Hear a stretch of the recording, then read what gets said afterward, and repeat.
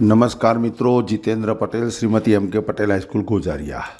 અહીં મિત્રો તમે જોઈ શકતા હશો, ખેતરની અંદર ટ્યુબવેલ હોય તો ટ્યુબવેલનું જે ઓપરેટ કરતા હોઈએ છીએ આપણે, ખેતરને જે પાણી આપતા હોઈએ છીએ, તો એ પાણીની વહેંચણીના અંતર્ગત જે બિલ હોય છે એ બિલ જનરેટ કરવા માટે, એનો ડેટા સાચવવા માટેની અહીં એક શીટ બનાવેલી છે। ટૂંકમાં ફાર્મ હાઉસ અથવા ખેતરની અંદર આ ઉપયોગી છે। અહીં લખ્યું છે ગજાનન બોર કંપની। હવે તમે જોઈ શકતા હતો કે અહીં એક ડેશબોર્ડ આપણે બનાવેલું છે। આ ડેશબોર્ડની અંદર લેફ્ટ સાઈડ અને રાઈટ સાઈડ, લેફ્ટ સાઈડની અંદર પિયત ડેટા ફોર્મ આપેલું છે। એટલે આપણે જ્યારે પણ ખેડૂતને પાણી આપીએ છીએ તો એ પાણી આપ્યા પછી તમારે આ ડેટા ભરવાનો છે। અને ખર્ચ ડેટા ફોર્મની અંદર કોઈ પણ ખર્ચ થયો હોય ખેતર માટે, બોર ઓપરેટ કરવા માટે, લાઇટ બિલ ખર્ચ હોય, પગાર આપેલો હોય અથવા અન્ય કોઈ પણ ખર્ચ હોય, રિપેરિંગ ખર્ચ હોય તો એની અંદર નાખવાનો છે।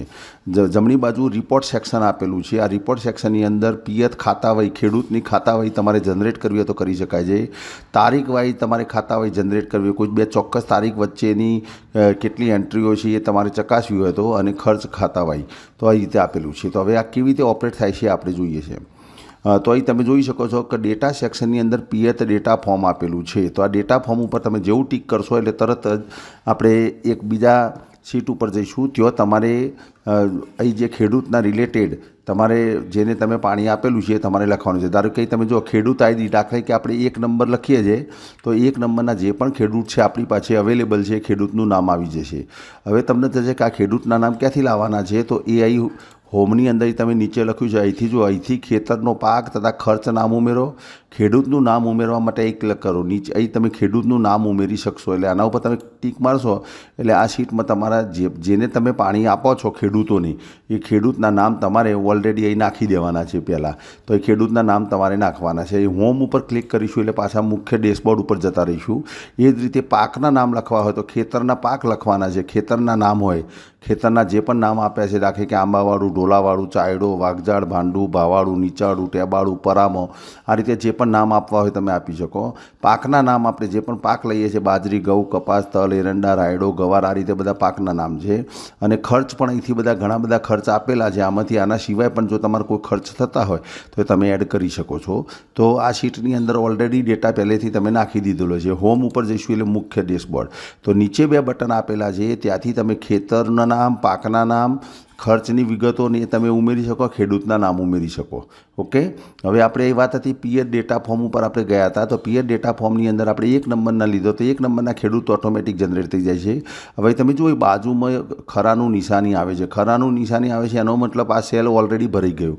અહીં તમે જુઓ 3જા નંબરના ખાનાનો કલર એ અલગ છે અને બાજુમાં સ્ટાર બતાવે છે, એનો મતલબ એ થયું કે હજુ ખાનું ખાલી છે।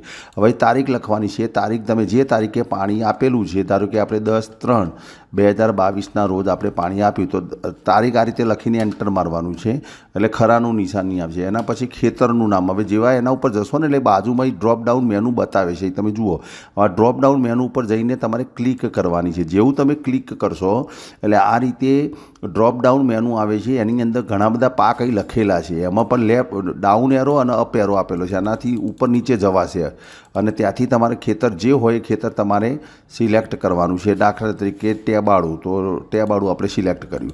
હવે એના પછી પાકના નામ ઉપર તમે જઈને ઊભા રહેશો એટલે તરત તમે જ્યાં સુધી નહીં જો ત્યાં સુધી અહીં ડ્રોપ ડાઉન મેનુ નહીં બતાવે, એના ઉપર તમે ક્લિક કરશો એટલે ડ્રોપ ડાઉન મેનુ બતાવે છે। ડ્રોપ ડાઉન મેનુ ઉપર આ રીતે જશો અને તમે જે વાવેલું હોય અહીં જો બધા પાક લખેલા છે, મોટાભાગના પાક ઓલરેડી એ લખેલા છે, બાજરી, ઘઉં, કપાસ, તલ, એરંડા, રાયડો, ગવાર, બોરડી, બરાબર, તમાકુ, લીંબુડી, વરિયાળી, મેથી, ડેટી, ઘાસ, લસકો, કારેલો, કાકડી, દૂધી, ગાજર, આ રીતે બધા લખેલા છે। હવે તમે જે વાવેલું હોય તમારા ખેતરમાં, જેને પાક, ઘઉંને તમે પિયત માટે પાણી આપેલું છે, હવે ચાલુ સમય લખવાનો છે કે તમે કેટલા વાગે પાણી આપ્યું। તો દાખલા કે મેં 10 ને 20 કલાકે આપણે પાણી આપવાનું ચાલુ કર્યું। ઓકે, તો આ રીતે જ લખવાનું છે। 10 પછી 2 ટપકા કરવાના છે, પછી 20, જે પછી એન્ટર મારવાનું છે। એના પછી બંધ સમય લખવાનું છે કે કેટલા વાગ્યા સુધી તમે પાણી આપ્યું હતું। તો દાખલા તરીકે બપોરે 2 વાગ્યા સુધી પાણી આપ્યું એટલે 14 કલાક કહેવાય। તો 14 પછી ડબલ 14 ને ડબલ ઓકે, તો બંધ સમય ચાલુ સમય લખવાનું છે. જેવું તમે એન્ટર મારશો એટલે બાજુમાં અહીં તમે જુઓ ખરાનું નિશાની નથી હાલ, પણ એન્ટર મારશો એટલે ત્યાં ખરાની નિશાની આવી જશે. વપરાશ ઓટોમેટિક ગણી જાય છે. 3 કલાક અને 40 મિનિટ થઈ એની, તો ઓટોમેટિક ગણી જશે. હવે ભાવ જે ચાલતો હોય તમારે લખવાનું છે કે માની લો કે 140 રૂપિયા ભાવ છે, અથવા જે ભાવ ચાલતો હોય 120 રૂપિયા કલાકના તમે લો છો, તો તમારે એન્ટર મારવાનું છે 120 લખીને, એટલે ઓટોમેટિક કુલ રકમ ગણી જશે કે આટલા રૂપિયા થયા એમ. અને છેલ્લે જે પાવતી નંબર અથવા બિલ બુક બનાવતા હોય તો તમે બુકની અંદર જે નંબર આવ્યો હોય કે ભાઈ ચલો 52 નંબરનું બિલ બને છે, તો 52 નંબરનું બિલ બન્યું. હવે જો જેવું આ બધા જ ખાના ભરશો ને, અત્યારે નીચે તમે જો ક્લિયરનું બટન આપ્યું છે, એની બાજુ સેવનું બટન ઝાંખું આપેલું છે, પણ જેવું તમે આ બધા ખાના ભરશો અને એન્ટર મારશો એટલે એ સેવનું બટન એકદમ મિત્રો દેખાતું થઈ જશે. તો જુઓ સેવ બટન દેખાતું થાય છે. હવે એના ઉપર સેવ ઉપર તમે ટિક કરશો એટલે આ એન્ટ્રી ઓલરેડી ડેટાબેઝની અંદર જતી રહી. તો આ રીતે અઠવાડિયા દરમિયાન અથવા દરરોજ તમે જેટલાને પાણી આપતા હોય, તો આ રીતે તમારે ફક્ત અહીં આઈડી સિલેક્ટ કરીને ખેડૂતનું નામ 5 નંબર લઈએ એટલે 5 નંબરના ખેડૂત આવી ગયા, એને તારીખ લખી દેવાની કે કઈ તારીખે તમે પાણી આપ્યું, તો 10/2/2000 ને ધારો કે 2022 પાણી આપ્યું. ખેતરનું નામ, તો તમારે ખેતરનું નામ સિલેક્ટ કરવાનું છે અહીંથી, અને ખેતરનું પાકનું નામ, તો અહીંથી પાકનું નામ સિલેક્ટ કરવાનું. ચાલુ સમય લખવાનું છે કે ચલો 9:45 કલાકે બોર ચાલુ કર્યો એના માટે પાણી આપવાનું, અને ક્યાં સુધી એને પાણી લીધું, તો 11:30 કલાક સુધી એને પાણી આપ્યું, તો ચલો એ લઈ લીધું. વપરાશ ઓટોમેટિક ગણી જશે. અહીં જો સ્ટાર રકમની બાજુમાં સ્ટાર નથી, એનો મતલબ ત્યાં તમારે ડેટા ભરવાનો નથી. જો લાલ સ્ટાર છે એ ડેટા ભરવાનો છે. હવે ભાવ લખવાનો છે કે માની લો કે તમે 120 રૂપિયા ભાવે આપ્યું, તો રકમ ગણી જાય, અને પાવતી નંબર 52 આપ્યો, તો હવે 53 નંબરનું પાવતી નંબર છે, તો ઓકે, અને આને સેવ કરશો એટલે ઓટોમેટિક આ ડેટા જે તે ડેટાબેઝની અંદર આપણો જતો રહે છે. તો આ રીતે મિત્રો હવે હોમ બટન ઉપર જઈશું આપણે, તો પાછા હોમ બટન ઉપર આપણે ખ્યાલ આવ્યો. પીએચ ડેટા ફોર્મની અંદર આ રીતે તમારે પાણી જે આપેલું હોય ડેટા નાખવાનો છે. એના નીચે ખર્ચ ડેટા ફોર્મ છે, તો આ ખર્ચ ડેટા ફોર્મની અંદર તમારે ખર્ચ નાખવાનો છે. અહીં ડેબિટ ક્રેડિટ આપેલી છે શીટ, બરાબર. ખર્ચ થયો હોય, માની લો કે આપણે તારીખ થઈ, આજે લખીએ કે 12 તારીખે 12/2/2022ના રોજ તમે ખર્ચ કર્યો. હવે કેટલા રૂપિયા ખર્ચ કર્યો, વિગત અહીં પર્ટિક્યુલર્સ ઉપર જશો એટલે એ બધી વિગતો આપણે લીધેલી છે. તમે જુઓ નીચે બધી વિગતે છે કે ખર્ચ કર્યો, શાના માટેનો ખર્ચ કર્યો, તો અહીં જે પણ ખર્ચ હોય, તમે સ્ટેશનરી ખર્ચ કર્યો, ઝેરોક્સ ખર્ચ કર્યો, અન્ય ખર્ચ કર્યો, તમે બોરના ઓપરેશન માટે ડીઝલ ખર્ચ થયો, ચલો ડીઝલ ખર્ચ થયો. હવે ખર્ચ થયો એનો મતલબ શું થયો કે તમારી પાસેથી પૈસા ગયા, તો કેટલા ગયા, તો માની લો કે તમે 750 રૂપિયા ડીઝલના આપેલા છે. ઓકે, તો એન્ટર મારશો એટલે બાજુમાં ખરાનું નિશાની થઈ જશે.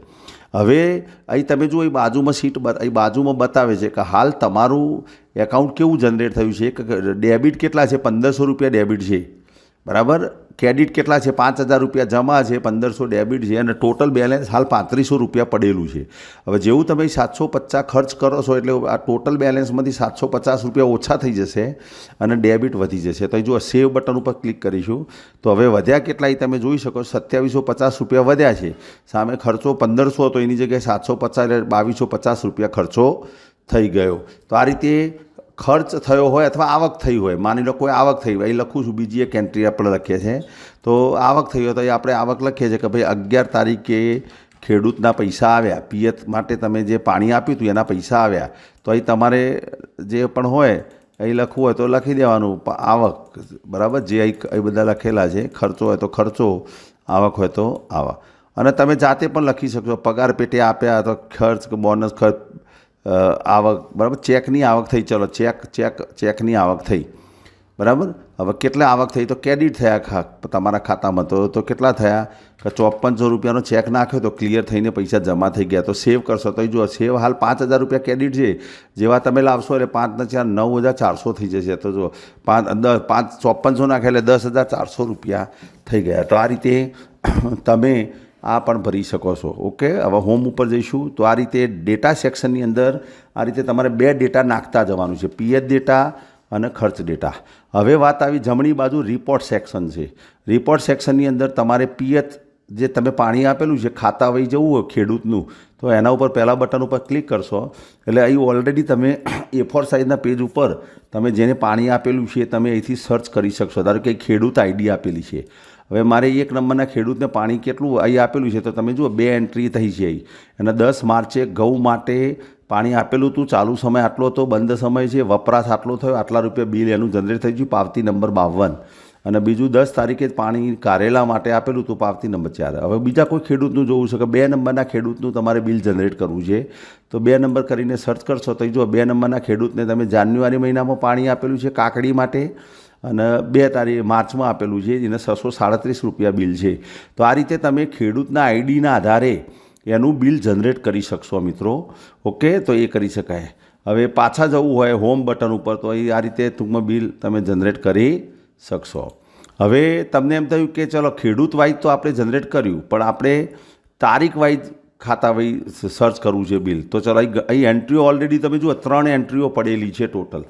આ ગેપ વચ્ચે 1 જાન્યુઆરીથી 1 ફેબ્રુઆરી વચ્ચે મેં ડેટા સર્ચ કરેલો છે 3. હવે હું અહીં બદલું છું કે 1 જાન્યુઆરીથી 1 માર્ચ વચ્ચે કેટલી એન્ટ્રીઓ છે, બરાબર. તો અહીં સર્ચ કરીશું તો જુઓ 4 એન્ટ્રી અહીં બતાવે છે, 4 એન્ટ્રી ઓલરેડી બતાવે છે. 1 જાન્યુઆરીથી 1 માર્ચ વચ્ચે 4 એન્ટ્રી પાણી તમે જે આપેલું છે, પાકનું નામ છે, ચાલુ સમય, બંધ સમય, વપરાશ, ભાવ, રકમ અને પાવતી નંબર સાથે અહીં જનરેટ થઈ જાય છે. કુલ 1343 રૂપિયા 75 પૈસાનું પાણી તમે 1 જાન્યુઆરી 2022થી 1 માર્ચ 2023 વચ્ચે આપેલું છે.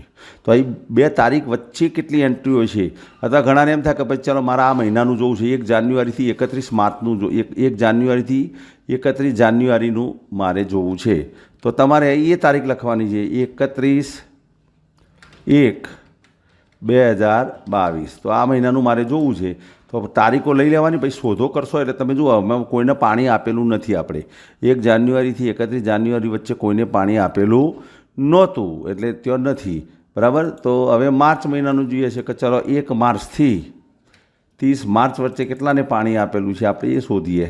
તો અહીં તમે લખી શકો 1/2022, તો એમાં 1 એન્ટ્રી પડેલી છે.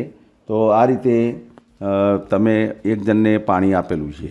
તો આ રીતે તમે ડેટ વાઇઝ પણ સર્ચ કરી શકો છો. ઓકે, હવે હોમ બટન ઉપર જઈશું તો ચલો પિયત ખાતા વાઇઝ ખેડૂત વાઇઝ અને તારીખ પિયત ખાતા વાઇઝ તારીખ વાઇઝ. હવે ખર્ચ ખાતા હોય, અગાઉ આપણે ખર્ચ જે નાખ્યો તો ખર્ચ, તો અહીં તમે જુઓ ખર્ચ ખાતામાં હું ઓલરેડી ડેબિટ ક્રેડિટ એ બતાવે છે તમારે. તો આ રીતે ડેબિટ ક્રેડિટ બતાવે છે. હોમ ઉપર જઈશું એટલે મિત્રો આ રીતે બહાર આવી જઈશું. હવે ફરી એકવાર ખેડૂતના નામ ઉમેરવા છો તો નીચે ખેડૂતનું નામ ઉમેરવા માટે અહીં ક્લિક કરવાની. અહીં તમે ખેડૂતના નામ ઉમેરી શકશો, બરાબર. અહીંથી બેક જઈશું હોમ પેજ ઉપર. અહીં ખેતરના પાકના નામ ઉમેરવા હોય તો એ ઉમેરી શકાય છે, બરાબર. જૂનો પિયત ડેટા, હવે માની લો કે આ એક્સેલની ફાઇલ તમારે યુઝ કરવી છે, તો તમારે જૂનો ડેટા કાઢવો પડશે. તો જૂનો ડેટા કેવી રીતે કાઢવાનો, કારણ કે તમારે નવેસરથી નાખવા છે. તો એ જૂનો પિયત ડેટા ડિલીટ કરવા માટે અહીં ક્લિક કરો એવું લખેલું છે, જુઓ. અને એ જ રીતે જૂનો ખર્ચ ડેટા ડિલીટ કરવા માટે અહીં ક્લિક કરો. ટૂંકમાં તમારે નાખેલો ડેટા બધો કાઢી નાખવો હોય, અગાઉ વાપરેલો ડેટા નવેસરથી બનાવવાનો હોય તો આ જૂનો પિયત ડેટા ઉપર ક્લિક કરશો એટલે આ બધો ડેટા એ બતાવે છે. તમે જુઓ કેટલી એન્ટ્રીઓ પડેલી છે, 5. હવે મારાને કાઢી દેવી છે બધીને, તો હું જેવું ડિલીટ ઓલ ડેટા લખે એટલે તરત જ બધી એન્ટ્રી ભૂસાઈ જશે. તો ડિલીટ ઓલ ડેટા, તો જુઓ ડિલીટ ઓલ ડેટા એટલે બધી એન્ટ્રી ભૂસાઈ ગઈ છે.